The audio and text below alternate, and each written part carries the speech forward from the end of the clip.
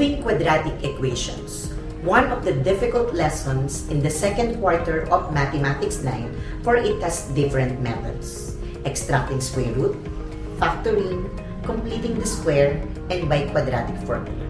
First is extracting square roots. In this method, you have to familiarize yourself with perfect square numbers, such as 4, 9, 16, 25, and so on.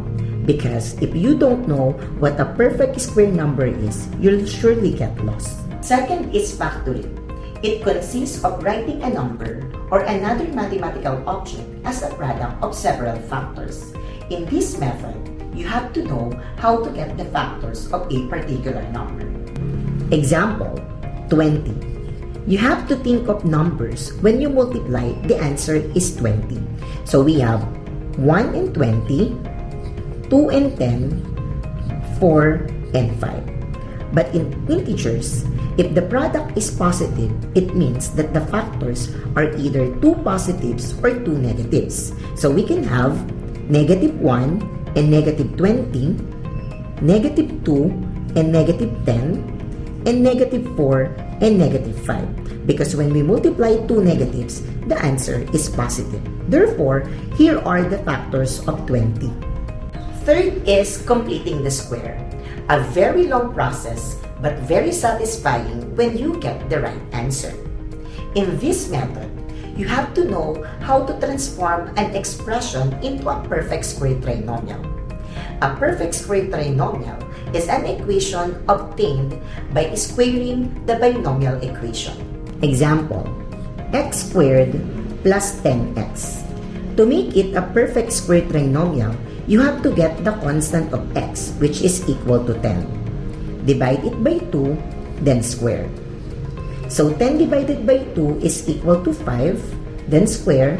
5 squared is equal to 25, which means x squared plus 10x in a perfect square trinomial is x squared plus 10x plus 25. Last is using quadratic formula. In this method, you have to know how to substitute values, one of the easiest methods in solving for the roots of a quadratic equation, because all you have to do is to memorize the formula, substitute the values, and perform the indicated operation. Based on the study conducted by Milgan Igor and Julia Burhanzadeh in 2016 about the performance of grade 10 students in solving quadratic equations from two different schools in Turkey, only 30% got the correct answer. 52% of the students were not able to solve the equation right, and 17% did not try answering at all. This data only show that solving the roots of quadratic equation is indeed a difficult lesson in Mathematics 9. To check how difficult this topic is, let us interview random students. Hi kids! Gumagawa ako ng experimental video about a lesson in Mathematics 9. Okay lang ba na mag-interview sa inyo? Okay. So mga taga saan ba kayo? Sa pila po. Ikaw? Pila din po. Ikaw? Pila din po. Mga parehas kayong mga taga-pila. So anong ginagawa niyo dito? Okay, so I'll just ask a question about quadratic equation. At some point, do you know about this lesson? Alam ko po kasi nakalimutan ko na po. Ikaw? Anong grade mo na ba? Grade 12 po. Grade 12. Ikaw? 9 po. Ikaw? Grade 12. So, yung lesson na to is dinidiscuss siya. So, this is one of the lessons in Mathematics 9. So, ikaw nare-recall mo. Ikaw, you are already in grade 9. Hindi mo ba siya natatandaan? No. So, okay lang ba na ituro ko sa inyo yung lesson na to para maintindihan niyo? So, ito yung first example natin. X squared minus 100 is equal to 0. So, the main objective is to find the value of x. At some point, naaalala nyo ba itong kung paano yung proseso nito? Opo. What's the first step? Transpose po yung 100. Wow, very good. So, the first step is to transpose negative 100 on the other side. In transposing, always take note to change the sign. So, we will be having x squared is equal to 0. From negative 100, it will become? Positive. Very good, positive 100. Then, to find the value of x, we will be having positive and negative square root of 100 para ma-remove natin yung square. Then, square root of 100, you are just going to think of number. When you multiply by itself, the answer is 100. And what is that number? 10. Wow, very good. So, we have x is equal to positive and negative 10. 10 times 10 is equal to 100. So, that is the value of x. Okay, ito yung second example natin. The quantity of x minus 3 squared is equal to 16. Again, we are going to find the value of x. So, para ma-remove natin yung square dito, we are going to get the square root of 16. So, magiging x minus 3 is equal to positive and negative square root of 16. So, we have here 16. We're going to think of a number. When we multiply by itself, the answer is 16. What's that number? 4. Very good. So, we will be having x minus 3 is equal to positive and negative 4. Then, we are going to transpose negative 3 on the other side. From negative, it will become positive. So, we will be having x is equal to 3 plus and minus 4. Now, we are going to separate the positive and negative sign. We will be having x is equal to 3 plus 4. And the other one is we have 3 minus 4. So, we have 3 plus 4 which is equal to 7. And 3 minus 4, we have here 1 positive and 1 negative. Pag magkaiba yung sign, the operation to be used is subtraction. So, 4 minus 3 is equal to negative 1. Negative because we are going to follow the number or the sign of the number with larger absolute value. So, the values of x here are 7 and negative 1. So, yung first two example natin, under siya ng extracting square root. Ngayon, we are going to proceed to the third example, which is x squared plus 7x plus 12 is equal to 0. So, in solving this one, we are going to use another method which is factoring. Natatandaan nyo ba yung process na yun? Okay. So, kung hindi man, pag sinabi natin na factoring, it involves getting the factors. So, pag nag-multiply ka ng dalawang number, ang tawag dun ay factor. So, if we have this given x squared plus 7x plus 12 is equal to 0, the first step is to get the constant term, which is 12. Ngayon, we are going to think of numbers when we multiply. The answer is 12. I will give one pair. We have 1 and 12 because 1 times 12 is equal to 12. Can you give another pair? 3 times 4. 3 times 4, correct. We have 3 times 4 is equal to 12. Meron pa tayo? 2 and 6. Very good. 2 and 6. 2 times 6 is equal to 12. So, always take note in positive numbers when we multiply two positive numbers or two negative numbers, the answer is positive. So, we have here two positives, that's why the answer is positive. So, I'll give another, negative 1 and negative 12 because when we multiply two negatives, the answer is positive. So, can you give another pair? 4 and 3, what's the sign? Two negatives.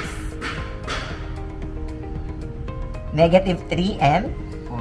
negative 4. When you multiply negative 3 and negative 4, the answer is positive 12. And what's the last pair? Negative 2 and negative 6. Correct. We have negative 2 and negative 6. After getting all the factors of 12, you proceed to the middle term, which is 7. Among this pair, ano yung pag pinag-add mo, the answer is positive 7. 3 and 4. So, we are going to use this one. Which means, we will be having x plus 3 times x plus 4 is equal to 0. Then, the next step is to equate it to 0. So, we will be having x plus 3 is equal to 0. And the other one is x plus 4 is equal to 0.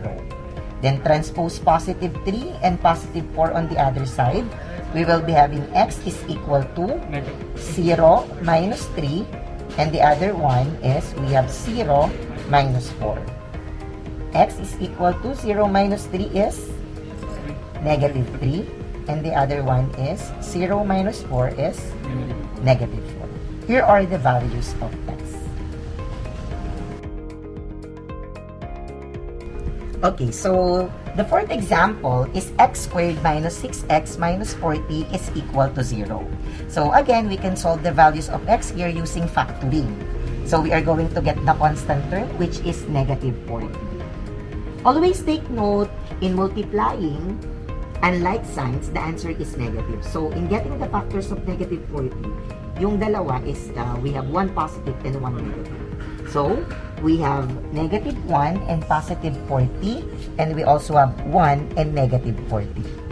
Can you give another pair of factors when you multiply the answer is negative 40? 2 and negative 40. Very good. We have 2 and negative 20, and the other one is negative 2 and positive 20. Another pair. 4 and negative 10. Correct. We have 4 and negative 10, and the other one is Negative 4 and positive 10. negative 4 and positive 10. Correct. We still have last two pairs. 8 and 5. correct.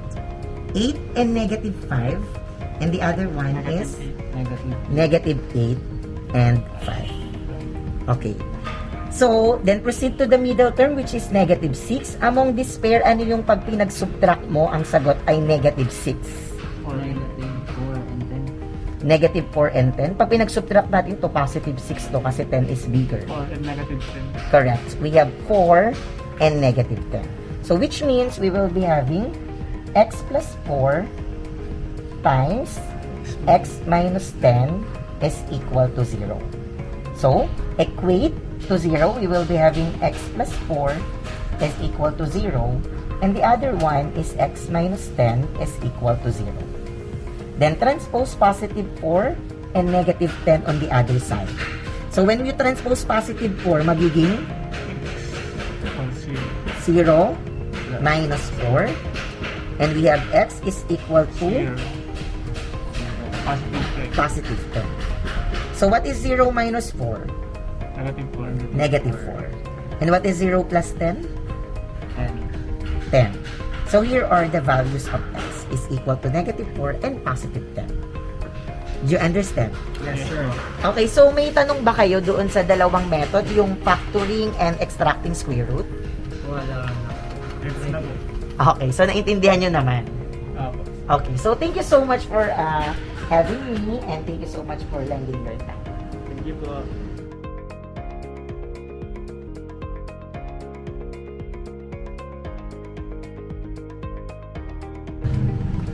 One of the learning applications of quadratic equation is through playing volleyball.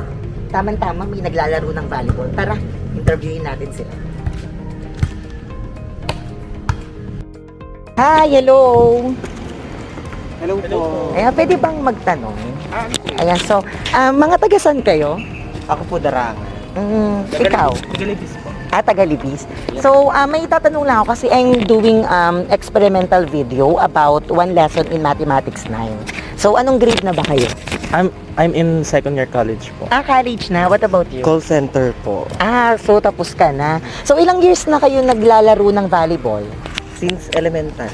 Since Yeah, me. pati ikaw. Yeah. Ayan. So, alam nyo ba na one of the learning applications of quadratic equation is through playing volleyball? Natatan ko na dati. Pero ngayon hindi na. What about you? Yeah. Ayan. Okay, so okay lang ba na mag-interview ako sa inyo about dito sa lesson na to? Kung okay lang naman. Okay lang, sir. Okay. Kaya pa naman yung game natin, so pwede naman. Okay, so ano yung mga bagay na natatandaan nyo sa lesson na to? As far as I can remember, quadratic equation is any formula that can be Nakalimutan ko. Wow, okay. At least natatandaan mo. What about you? Sir, hindi ko naman siya matandaan kasi masyado nung marami pumasok sa utak ko. So, pwede bang ituro mo na lang ulit sa amin kung paano namin ang quadratic? Okay, tama-tama. So, okay lang na ituruan ko kayo kung yung mga proseso kung paano siya isolve. Oo, sir. Okay, tara. Okay, so today we are going to discuss quadratic equation, solving the roots particularly. So, the third type is we have using completing the square. Natatandaan niyo ba itong method natin? Yes, sir. Not really. Okay. So, to make it understand fully, we are going to discuss this equation using completing the square. Handa na ba kayo? Yes, sir. So, we have here x squared plus 2x is equal to 8.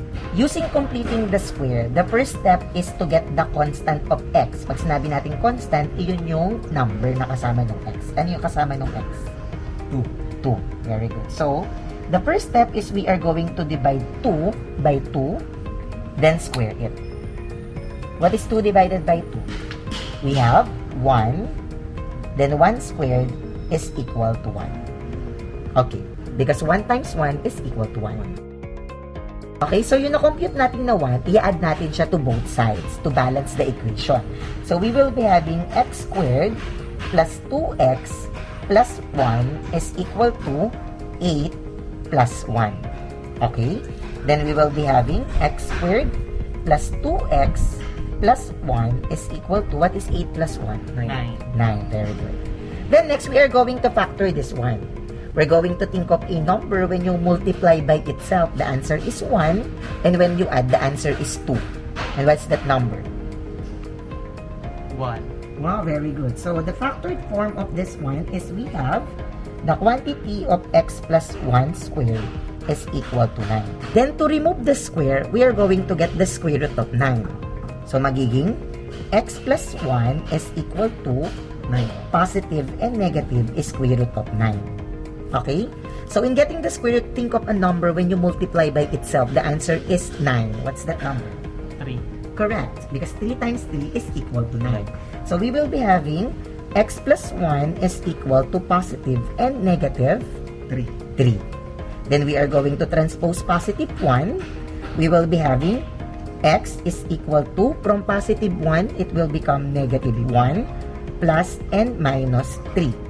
Then, sa-separate natin yung positive and negative sign. So, we will be having x is equal to negative 1 plus 3 and the other one is negative 1 minus 3. Okay? In addition and subtraction of integers, pag magkaiba yung sign niya, the operation to be used is subtraction. Pero pag parehas yung sign niya, the operation to be used is addition. So, we have 1 negative and 1 positive. What operation will be used? Negative. 1 negative and 1 positive. Addition. Addition or subtraction? Pag magkaiba, subtraction. Pag parehas, addition. So, we have 1 negative and 1 positive. Subtraction. Subtraction. So, what is 3 minus 1? 2. 2. Then, positive because you are going to follow the sign of the number with larger absolute value. Which one is bigger, 3 or 1? Number 3. And what's the sign of 3? Positive or negative? Positive. Kaya siya naging positive 2. Ngayon, if we have 2 positives or 2 negatives, the operation to be used is addition. So, we have negative 1 and negative 3. What operation will be used? Addition. Addition. Very good. What is 1 plus 3? 4. 4. And just follow the sign, which is negative. Which means, the values of x in x squared plus 2x is equal to 8 are 2 and negative 4. You understand? Yes, sir. Okay. So, clear naman. Clear.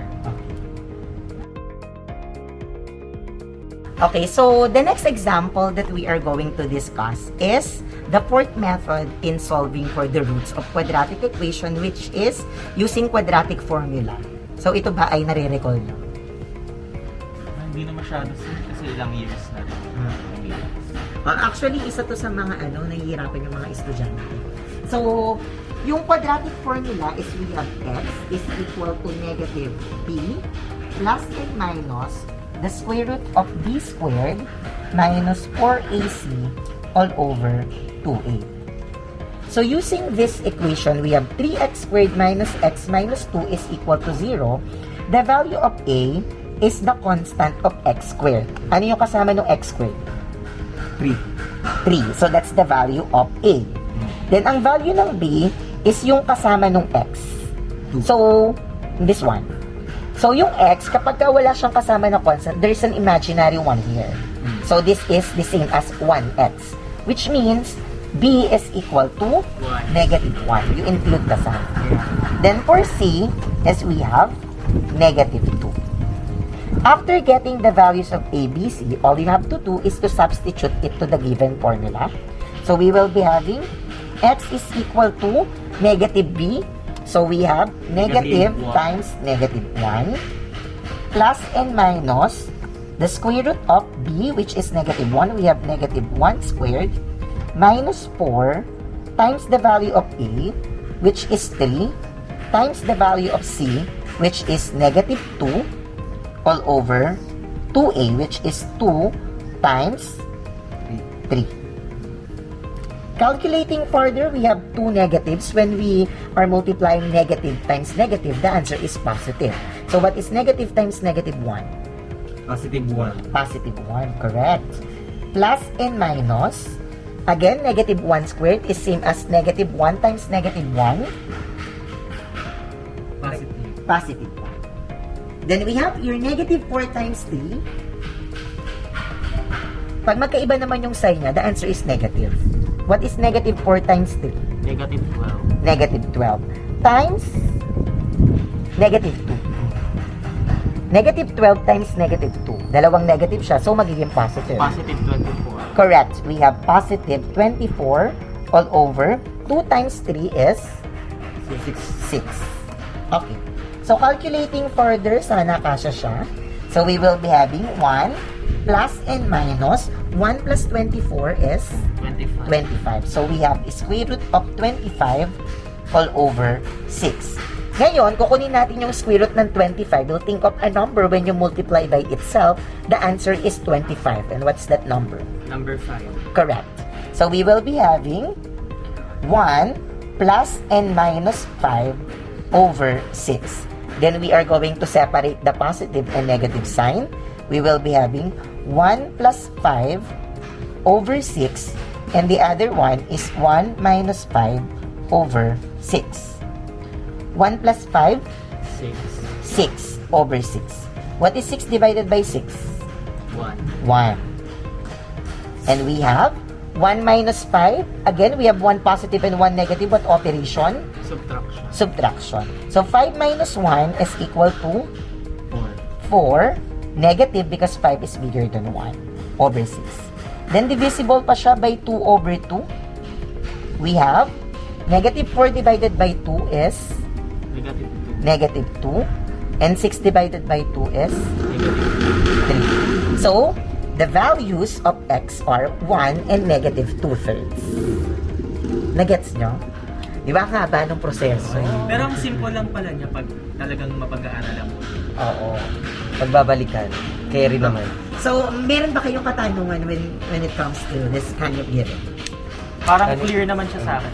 Okay. Maganda naman. Medyo mabilis lang pero kayang balikan. Okay. So, sige. Para ma-understand niyo fully, meron pa akong na-prepare na last example. Sige, sir. So, yung last example natin is 2x squared plus 9x minus 5 is equal to 0. Again, in this given, we can use the quadratic formula. So, the first step is to find the values of a, b, and c. So, in this given, what is the value of a? 2x squared. Yung constant lang. Constant. 2. 2, correct. What is the value of b? 9. Correct. And what is the value of c? 5. You will include the sign. Negative 5. Negative 5. Okay.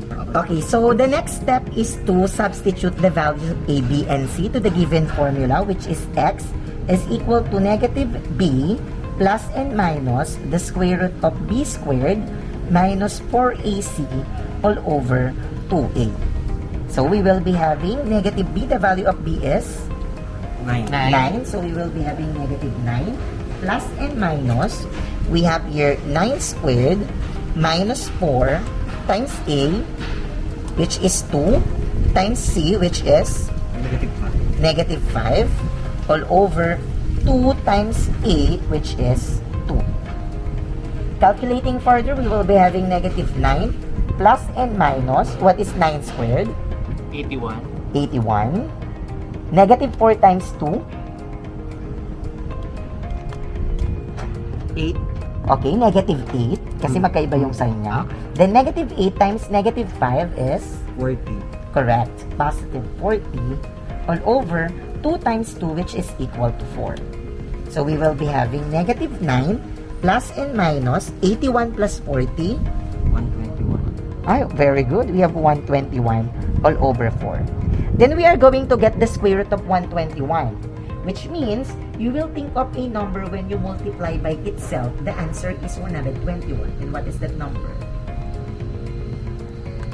So, we have here negative 9 plus and minus. The square root of 121 is 11. Kasi 11 times 11 is equal to 121. So, we have 11 all over 4. Then, next is you are going to separate the positive and negative sign. So, you will be having negative 9 plus 11 over 4. And the other one is negative 9 minus 11 all over 4. So, we have negative 9 plus 11, 1 negative and 1 positive. What operation will be used? Addition or subtraction? Subtraction. 11 minus 9 is equal to 2. Positive because 11 is bigger than 9. All over 4. Then 2/4, this is divisible by 2 over 2, which is equal to 2 divided by 2 is equal to 1. And 4 divided by 2 is 2. And the other one is negative 9 minus 11, 2 negatives. Addition or subtraction? Addition. 9 plus 11 is 20. Then copy the sign, which is negative over 4. Negative 20 divided by 4 is? 5. What's the sign? Negative 5. Therefore, the values of x of the equation 2x squared plus 9x minus 5 equals 0 are 1/2 and negative 5. Okay, as simple as that. So, naiintindihan nyo ba? Naiintindihan namin, sir. Sigurado. Yeah. So, actually, ito yung isa sa mga mahihirap na lesson in mathematics. That is why I am conducting a experimental video about this lesson. So, thank you so much for having me and lending your time in this tutorial class. I just hope na may na-refresh naman sa inyong utak. For sure naman, sir. May bumalik po, sir. Ayan, so isa sa mga bagay kung bakit kinakailangan nyo rin malaman to since yung volleyball ba ay talagang inyong paboritong sport. Yung passion talaga namin siya ever since. Okay. So, yun yung isa sa mga learning application ng quadratic equation is through playing volleyball. Thank you! Start na tayong game. And that ends our first vlog about solving the roots of quadratic equation. If you have comments and suggestions, don't forget to put it in the comment section. And do not forget to subscribe and click the notification bell for more math video tutorials. Thank you!